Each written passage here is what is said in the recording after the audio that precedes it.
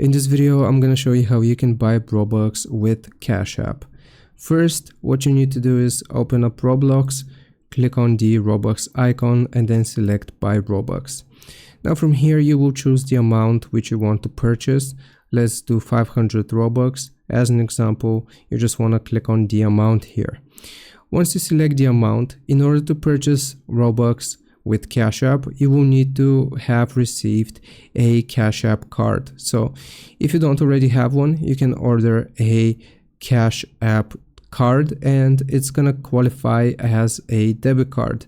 So you will click on credit/debit card.